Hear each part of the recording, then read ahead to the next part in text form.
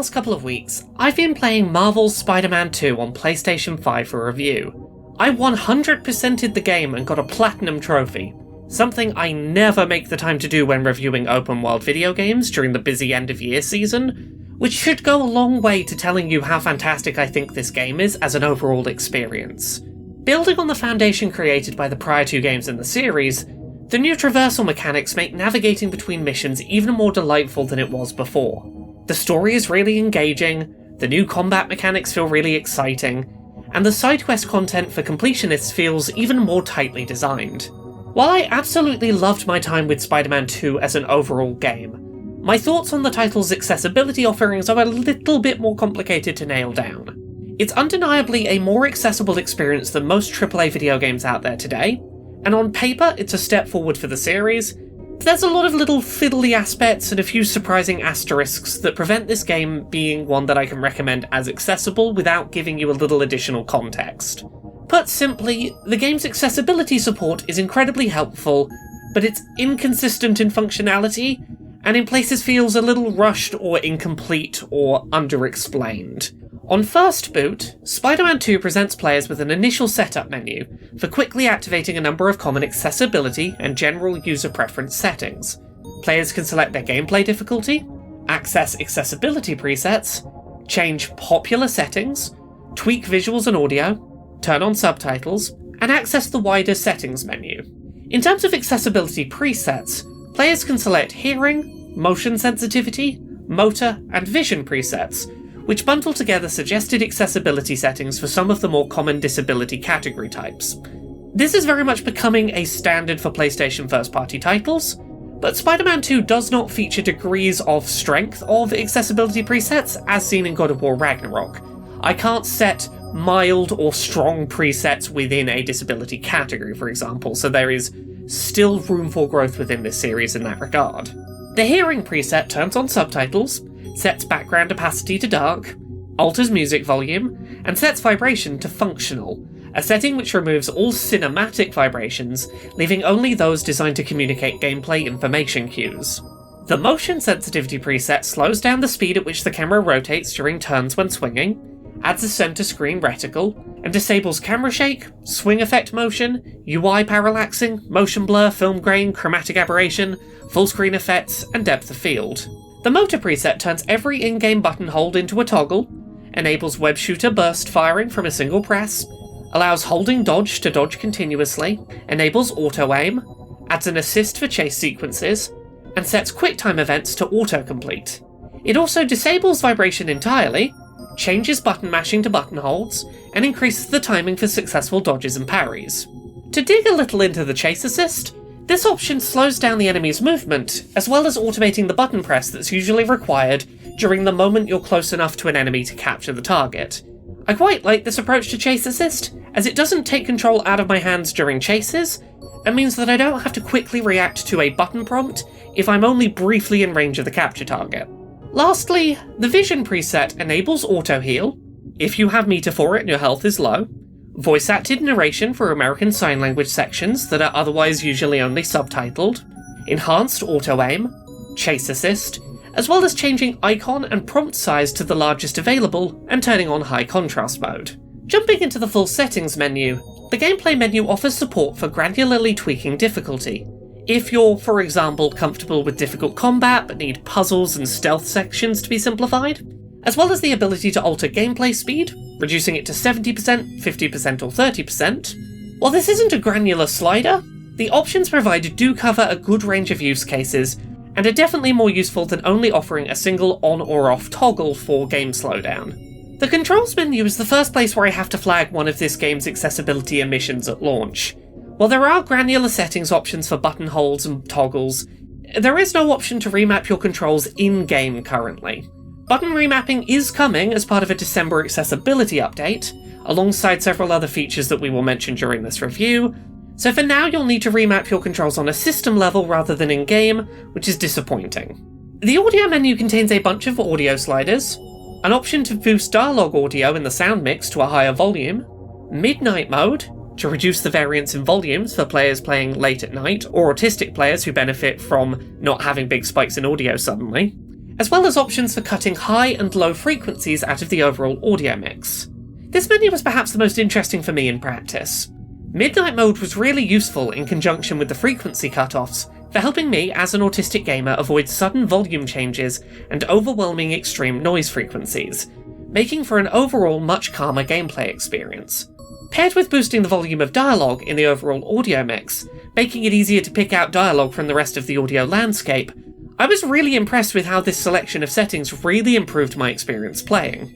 The only setting in this menu I struggled to use was the option for notch frequency range, which allows, in theory, the player the option to select a custom audio frequency range to cut out. But my confusion came from it being a single point slider? I expected it would want me to select a higher and lower bound of frequency to filter, and I wasn't sure how a single frequency number would remove a frequency range. This setting could have been explained in a more intuitively understandable manner. Subtitles for dialogue can be customised in terms of size, speaker colour, subtitle colour, background colour, and background opacity, but another feature not currently present is captions for non-dialogue audio, which are also coming in the December update in 2 months' time. One thing I do appreciate about the game's subtitles is that, because there are two Spider-Men, an icon is used next to speaker names in subtitles to denote which Spider-Man is being referenced, a very quick way to convey that information. The visual settings menu, among other options, is where the player can really dig into customising high contrast mode visuals, which can be customised on a per element basis. The accessibility menu in Spider-Man 2 largely just collects together accessibility settings options found elsewhere, rather than acting as a hub for any unique accessibility options not found in any other menu. Lastly, you can set two shortcuts, one each to the left and right D-pad directions, which allow you to toggle certain settings during gameplay without pausing. I found these useful to map gameplay slow motion and high contrast mode to, as settings that I don't need 100% of the time in my use case while playing, but that I find helpful to dip in and out of.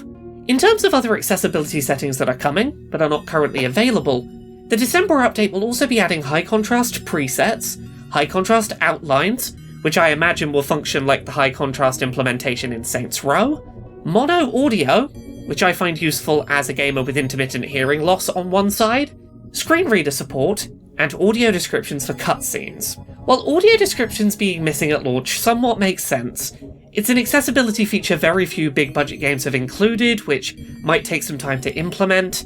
Many of the other accessibility features missing at launch are fairly standard accessibility features across PlayStation first-party releases, and from an outside perspective, their being 2 months delayed from release is a little disappointing. With all of that out of the way, let's get a bit more in-depth on my thoughts about some of the implementation of settings seen in the game. Spider-Man Miles Morales originally released in late 2020, and introduced players to Haley, a deaf American Sign Language user who Miles interacts with as part of a very sweet optional side quest. In Spider-Man 2, Haley plays a more prominent role in the story, and one I really want to talk about in more depth down the line once the game is out and I can talk more safely about spoilers. What I can say about Haley is that I think her inclusion in the game is really nicely handled. From her interactions with other characters who know varying degrees of American Sign Language, to Miles' use of text-to-speech and speech-to-text to be able to have conversations mid-web swinging, that for other characters would be voice-based phone calls. Small touches, like her classroom having a dedicated ASL interpreter, were really lovely aspects that I was very excited to see. While Haley uses American Sign Language as default, and does not speak out loud, for players who struggle with subtitles and need dialogue read out loud, Haley's voice lines can be optionally narrated by Natasha Afili, a black deaf voice actor who provides a really wonderful performance I really appreciated. I think the inclusion of her optional vocal performance does a really good job of walking the line between Haley's characterization and the needs of some low-vision players who can't engage with subtitles easily. I also very much appreciated the high degree of motor control accessibility settings on offer in Spider-Man 2, as well as the motion sickness reduction options and high contrast support, which when paired with highly customizable difficulty options, made the game, generally, a delight for me to play. The problem is, this is where I have to start talking about some of the issues that I experienced during my review playthrough, and some of the design choices I didn't personally get on well with. A quick first issue that is thankfully unlikely to impact most players: high contrast mode in the unpatched base version of the game doesn't reliably function correctly. While in theory it should be able to be toggled on and off, changing all gameplay interactable elements to bright block colours and changing the world to grayscale, in practice this had repeated issues prior to being patched. Frequently, one of the two elements would get stuck in one state. Either the player character would get stuck as non-high contrast when high contrast mode was turned on, or the world would get stuck either in or out of grayscale as the setting was toggled. It was ultimately fixable in most cases by saving and reloading the game, but it was a repeated issue that frequently necessitated restarts to gameplay. This does seem to have been fixed in the Day Zero patch, so for most users it will not be an issue. But if you purchase the game on disc and play it without connecting to the internet, it's worth being aware of. Moving to issues still present post Day Zero patch, I initially had a lot of confusion regarding Spider-Man 2 seemingly changing my accessibility setting options that I'd selected during reloads. It took me a while to puzzle out what was happening, but my best guess at this point is that because I'd turned on a number of accessibility settings presets, then manually changed some settings from those presets to be closer to my needs, on each reset or each time that I was knocked out and had to reload, from a checkpoint, the game was reverting any settings that I had tweaked back to those in the preset. Basically, the issue is that presets seemingly cannot be set to a custom state, in the way that difficulty in the game can. If a player in Spider-Man 2 sets their difficulty to friendly, but then increases enemy health and enemy damage, the game recognises that changes have been made to customise the difficulty default. Accessibility presets do not seem to do this, which means that if an accessibility preset gets most of the way to your needs, but not entirely, you can't just turn that preset on and then change the one thing that you need to change. You're going to have to turn the preset off, and then manually alter all of those accessibility settings yourself to avoid having them revert to the preset on reload. Additionally, some accessibility settings in Spider-Man 2 come with mandatory on-screen icons, showing at all times that the setting is active. Some of these perhaps kinda make sense. If I have a shortcut set to 70% game speed toggle, and I forget that I'm playing at that reduced speed, the game might be running close enough to full speed that I don't instantly recognise what's happening. For a use case like that, I can see the usefulness perhaps of an on-screen visual reminder as an option. The confusion comes for me more with settings like setting a mode to toggle, or mid-air tricks as toggle rather than hold. These are likely to be settings that players turn on at the start of their playthrough if they need them, and then keep the setting turned on until the credits roll at the end of the game. Do they really need a constant on-screen icon? It's an awkward situation, as I know I would be put off using any of these accessibility settings while playing the game on a Twitch stream, because I know people would ask about the icons. There's no option to disable them, meaning that you can't quietly use them without people knowing, and they acted as a distraction during play for me as a gamer who struggles with visual clutter at times being overstimulating. Lastly, and this was mostly frustrating because it was a backstep compared to past entries, but there is currently, at the time of review, no way to re-listen to in-game podcast entries after they're first played. This is an issue because, unlike phone calls with other characters, these do not resume if they're cut off. This means that if you accidentally move too close to a crime or a quest or an interactable, part of the game's narrative will get cut short, and will not be able to be replayed during that playthrough. In past games in the series, these could be replayed in the collectibles menu, but that option no longer exists. As a gamer who struggles with obsession and compulsion at times around completionism, thanks autism, I struggled more than I would like to admit with feeling like my playthrough was incomplete, because I accidentally cut myself off from a number of segments of the narrative that I can't revisit without restarting the entire game, which isn't ideal. I know I've probably sounded fairly pessimistic in the latter portion of this review, but I do want to emphasise that, on balance, Spider-Man 2 is still a very accessible video game. It's more accessible than most big-budget video game releases today, and I did have a great time with it. I can simultaneously feel like the game's accessibility is impressive and is catering pretty well to my needs, and also believe that the accessibility support that is present feels sometimes like it's a step backwards, that it's at times a little inconsistent, and it's a little hard to evaluate without acknowledging some of the planned settings that are still months away from inclusion. Spider-Man 2 is an incredibly accessible game, but one whose accessibility needs caveats. It does a lot of great things, but it's not a universal success story in terms of its accessibility. It's a game, at present, that feels like its accessibility support is a little less polished and complete than the rest of the overall game, and I'm allowed to find that a little disappointing. while still feeling like the game's level of accessibility present is incredibly useful and worthy of praise. Thank you so much to this month's Patreon backers, who help make this show possible. You can support the show and everything I do at patreon.com/LauraKBuzz.